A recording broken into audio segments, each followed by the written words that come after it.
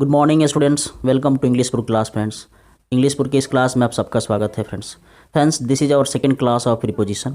Friends यह हम लोग सेकंड क्लास पढ़ रहे हैं प्रीपोजिशन का। फ्रेंड्स यदि आप प्रीवियस क्लास को ज्वाइन नहीं किए थे तो उसका लिंक्स डिस्क्रिप्शन बॉक्स में दिया हुआ है, आप जाकर वहां प्राप्त कर सकते हैं। फ्रेंड्स प्रीवियस क्लास में हम लोग मोस्ट इंपॉर्टेंट कुछ प्रीपोजिशन देखे थे और आज की क्लास में हम लोग शुरू करेंगे फ्रेंड्स सिंस और फॉर से। ठीक है ना फ्रेंड्स यह क्लास आप शुरू से अंत तक देखेंगे फ्रेंड्स, और आपसे हाथ जोड़ के रिक्वेस्ट है कि प्लीज़ इस क्लास को लाइक ज़रूर करेंगे और अपने दोस्तों को बताएंगे, शेयर करेंगे फ्रेंड्स। ठीक है ना फ्रेंड्स, तो आइए बिना टाइम वेस्ट किए आज की क्लास में हम लोग शुरू करते हैं सिंस और फॉर में क्या डिफरेंस है। ठीक है ना फ्रेंड्स, पीछे क्लास बहुत अच्छा चला था, बहुत इंपॉर्टेंट चला था, तो आप अपना घर बैठे कोर्स और अपना सिलेबस कंप्लीट करें टाइम से, और यह प्रीपोजिशन का क्लास डेली आप देखते रहें क्लास को और ज्वाइन करते रहें फ्रेंड्स। चलिए आइए शुरू करते हैं। यूज ऑफ सिंस लिखा है और फॉर लिखा है। ठीक है ना फ्रेंड्स, यूज ऑफ सिंस और फॉर लिखा है। देखिए लिखा है सिंस का प्रयोग पॉइंट ऑफ टाइम निश्चित समय के लिए किया जाता है, और फॉर का प्रयोग अनिश्चित समय मतलब पीरियड ऑफ टाइम के लिए किया जाता है। और आइए मैं आपको बता देता हूँ कि सिंस और फॉर का प्रयोग निश्चित पॉइंट ऑफ टाइम और पीरियड ऑफ टाइम में क्या अंतर है। मान के चलिए आपका यहाँ फॉर लिख देता हूँ, क्या लिख देता हूँ फॉर, यहाँ मान के चलिए आपको सिंस लिख देता हूँ। ठीक है ना, अब जानते हैं कि सेकंड आ जाएगा, मिनट आ जाएगा, घंटा आ जाएगा, है ना, सेकंड आ जाएगा, मिनट आ जाएगा, घंटा आ जाएगा, ये आपका वीक आ जाएगा। क्या आ जाएगा फ्रेंड्स, वीक आ जाएगा, या नेम ऑफ आपका डे आ जाएगा, डे यहाँ, या ईयर आ जाएगा, साल आ जाएगा, तो वहाँ फॉर लगेगा।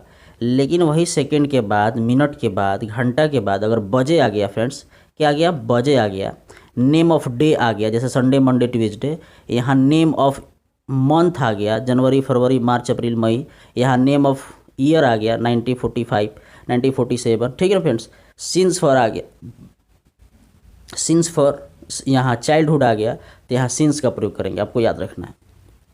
तो इधर फॉर कब लिखेंगे, जब दिन महीना घंटा साल बिना नाम के आता है तो इधर फॉर लिखेंगे फ्रेंड्स। ठीक है, लेकिन यदि नाम से आता है, किसे आता है फ्रेंड्स, नाम से आता है, जैसे दिन का नाम आता है, साल का नाम आता है, ईयर का नाम आता है ना, बजे आता है, या बचपन आता है, या मॉर्निंग आता है, या नून आता है, तो वहाँ सिंस का प्रयोग करेंगे। तो मैं उम्मीद करता हूँ कि आपको सिंस और फॉर समझ में आ गया होगा फ्रेंड्स, कि सिंस का यूज कहाँ करते हैं, फॉर का यूज कहाँ करते हैं। सिंस का यूज जहाँ नाम आ गया, जैसे संडे मंडे आ गया, ट्यूसडे आ गया, या मंथ का नाम आ गया, या साल का नाम आ गया। लेकिन फॉर का यूज होता है वहाँ जहाँ बिना नाम का आता है। ठीक है ना, अब देखिए लिखा है she has been selfish, she has been selfish dash childhood. अभी मैंने बताया था चाइल्डहुड आ गया, मॉर्निंग आ गया, तो वहाँ सिंस का प्रयोग करेंगे फ्रेंड्स। ठीक है ना, तो आपको याद रखना है सिंस का यूज यहाँ करेंगे। अब देखिए, अब यहाँ लिखा है he has been writing a letter, an यहाँ लिखा है फ्रेंड्स, एन एच मान के चलिए, एन एच का मतलब 1 घंटा, तो यहाँ फॉर का प्रयोग करेंगे। तो मैं समझ रहा हूँ कि आप बहुत अच्छा से समझ गए होंगे कि सिंस का प्रयोग कहाँ करते हैं और फॉर का प्रयोग कहाँ करते हैं। अब आइए देखते हैं यूज ऑफ बाई और विद का यूज कहाँ करते हैं। ठीक है फ्रेंड्स, यहाँ बाई का यूज कहाँ करते हैं और विद का यूज कहाँ करते हैं। देखिए लिखा है बाई का प्रयोग यातायात साधन के लिए किया जाता है। बाई का प्रयोग जो है यातायात साधन के लिए किया जाता है। ठीक है ना फ्रेंड्स, बाई का प्रयोग कहाँ किया जाता है, जहाँ यातायात की साधन हो, जैसे some students come to study English dash bicycle, तो यहाँ बाईसाइकिल लिखेंगे, विद का यूज नहीं करेंगे। ठीक है ना, जैसे you go to Delhi by train, तो बाई ट्रेन कह सकते हैं, बाई बस कह सकते हैं, बाई प्लेन कह सकते हैं, बाईसाइकिल कह सकते हैं। तो जिससे यात्रा का बोध हो और वो भी यातायात की बोध हो, तो वहाँ फ्रेंड्स किसका प्रयोग करेंगे, बाई का यूज करेंगे, याद रखना है। और देखिए बाई का यूज और हम कहाँ करते हैं, तो लिखा है बाई का प्रयोग समीप या किनारे या बगल के अर्थ में भी किया जाता है। बाई का प्रयोग कई बार के बगल में भी किया जाता है, जैसे पिछले सिलेबस में +2 क्लास में डेविड कॉपरफील्ड था, तो उसमें बाई फायर साइड हमेशा यूज हुआ है डेविड कॉपरफील्ड के नोट्स में। ठीक है ना, जो नॉवेल है उसमें, तो बाई का प्रयोग जो है के बगल में भी होता है। मैं भी फ्रेंड्स आप सबको नोट्स ही पढ़ा रहा हूँ, इस नोट्स को आप इग्नोर नहीं कर सकते हैं, आप अच्छा से कॉपी में लेकर फेयर करें और एक एक सेंटेंस को सुने, जो ऑडियो सुन रहे हैं, जो स्क्रीन पर देख रहे हैं उसको देखें, और जो कान से सुन रहे हैं उसको सुने फ्रेंड्स। ठीक है ना, तो यह आपका नोट्स पढ़ाया जा रहा है, ये आपको कहीं नहीं मिलने वाला है, तो इसलिए आपसे रिक्वेस्ट है कि इस क्लास को शुरू से लेकर अंत तक देखें। देखिए फ्रेंड्स लिखा हुआ है some people sit dash the fire in the winter, है ना, यहाँ इन द विंटर की जगह पर ड्यूरिंग भी लिख सकते हैं, माने ठंडा के दौरान कुछ लोग जो है बैठते हैं कहाँ, बाई द फायर साइड, मतलब बाई द फायर का मतलब हुआ आग के बगल में। तो बाई का प्रयोग जो है के बगल में, के समीप के अर्थ में भी होता है, और बाई का प्रयोग बाई बाइसिकल, बाई ट्रेन, है ना, बाई बस, बाई प्लेन, इस तरह से भी होता है, यात्रा के लिए भी किया जाता है फ्रेंड्स। ठीक है, अब आइए हम देखते हैं विद का प्रयोग कहाँ करते हैं फ्रेंड्स। तो फ्रेंड्स लिखा हुआ है यहाँ विद का प्रयोग कहाँ करेंगे। ठीक है ना फ्रेंड्स, अभी हम लोगों ने देखा बाई का यूज जो होता है यातायात के साधन में किया जाता है, और बाई का यूज जो है के बगल में किया जाता है। अब आइए देखते हैं विद का प्रयोग। लिखा है विद का प्रयोग के साथ, एक साथ, है ना, साथ साथ के अर्थ में किया जाता है। जिस किसी सेंटेंस से लगता है कि आपको एक साथ साथ साथ हुआ है या वहाँ मीनिंग दे रहा है, तो वहाँ किसका प्रयोग करेंगे फ्रेंड्स, विद का प्रयोग करेंगे। जैसे लिखा है she does not sing a song dash her friend, वह अपने दोस्तों के साथ गाना नहीं गाती है, तो यहाँ विद का प्रयोग करेंगे फ्रेंड्स। ठीक,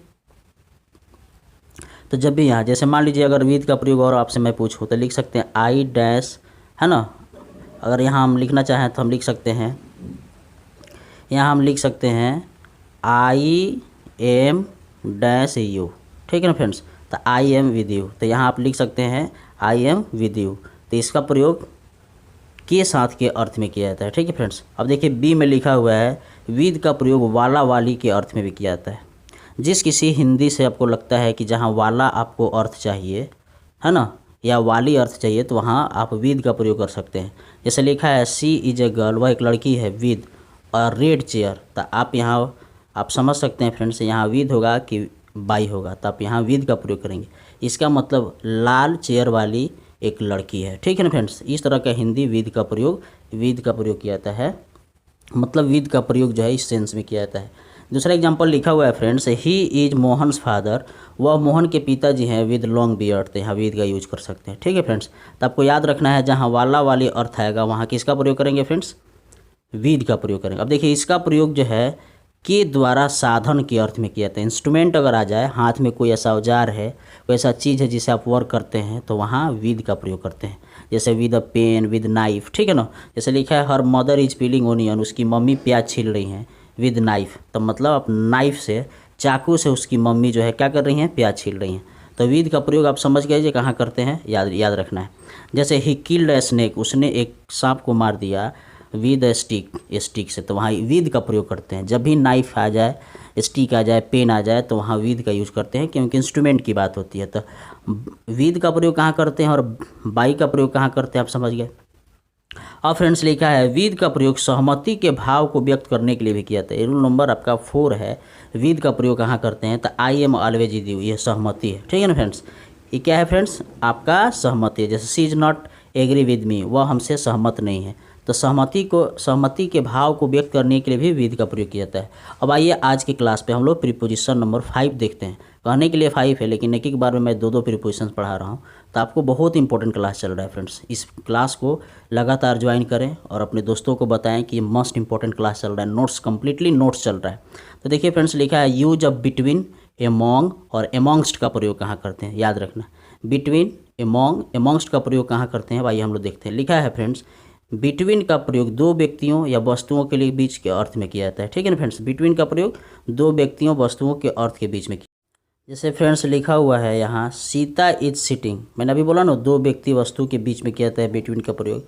तो Sita is sitting dash her 2 friends, तो आप बताइए कि यहाँ बिटवीन होगा कि एमोंग होगा, AMONG।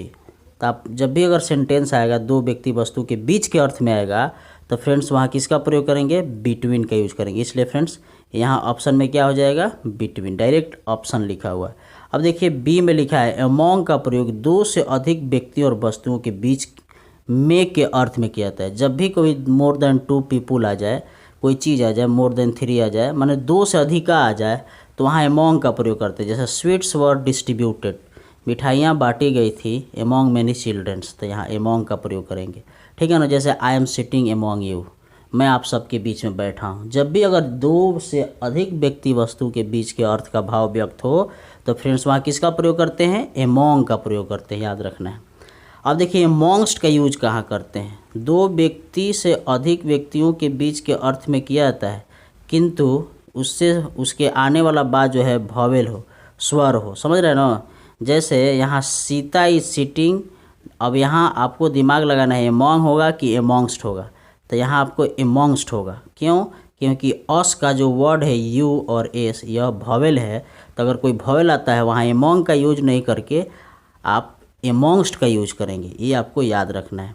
एमोंग का प्रयोग तो दो से अधिक व्यक्तियों और व्यक्तियों के बीच में अर्थ में करते हैं, लेकिन उसमें भी ध्यान रखना है कि एमोंग के बाद या प्रीपोजिशन के बाद आने वाला वर्ड वॉवेल से शुरू है कि नहीं है, इसका ख्याल रखना है फ्रेंड्स, ठीक है ना। जैसे अस हो गया, आप भी आगे देखेंगे जो भी आपके सामने मिलेंगे वहाँ याद रखना है, ठीक है ना फ्रेंड्स। तो आप समझ गए यूज ऑफ बिटवीन, एमोंग, एमोंगस्ट। अब देखिए 6 नंबर लिखा है, यूज ऑफ इन और विद इन का प्रयोग कहाँ करते हैं। इन का यूज कहाँ करते हैं और विद इन का यूज कहाँ करते हैं, याद रखना है। तो इन का प्रयोग में के अर्थ में समय की समाप्ति का बोध कराने के लिए किया जाता है, जबकि विद इन का प्रयोग में के अर्थ में समय के अंदर बोध कराने के लिए किया जाता है। जैसे कोई कहता है इन मंथ, तो इसका मतलब हुआ कि मंथ में, और मंथ के एक दिन बाद भी हो सकता है, लेकिन विद इन कह दिया जाए, विद इन अ मंथ, इसका मतलब हुआ कि एक महीना के अंदर फ्रेंड्स, ठीक है। जैसे एग्जाम्पल 2 लिखा हुआ है, यहाँ देखेंगे the principal will return dash a month, तो यहाँ लिखेंगे विद इन, ठीक है ना। इसका मतलब हुआ कि प्रिंसिपल साहब एक महीना के अंदर आ जाएंगे। I shall go there a week, in a week का मतलब हुआ कि मैं वहाँ जाऊँगे एक सप्ताह में। इसका मतलब ये हुआ फ्रेंड्स कि आप जो है एक सप्ताह में जाएंगे, एक सप्ताह के बाद भी हो सकता है फ्रेंड्स, समझ गए। तो आज की क्लास में हम लोग बहुत मोस्ट इम्पॉर्टेंट कुछ प्रीपोजिशंस को देखें, ठीक है ना फ्रेंड्स। मैं उम्मीद करता हूँ कि आपको ये क्लास अच्छा लगा होगा फ्रेंड्स आपसे रिक्वेस्ट है कि इस क्लास को लाइक ज़रूर करेंगे फ्रेंड्स, और यदि आप मेरे चैनल पर न्यू हैं तो प्लीज़ आप इस चैनल को सब्सक्राइब करेंगे। तब तक के लिए इतना ही फ्रेंड्स, जय हिंद, जय भारत।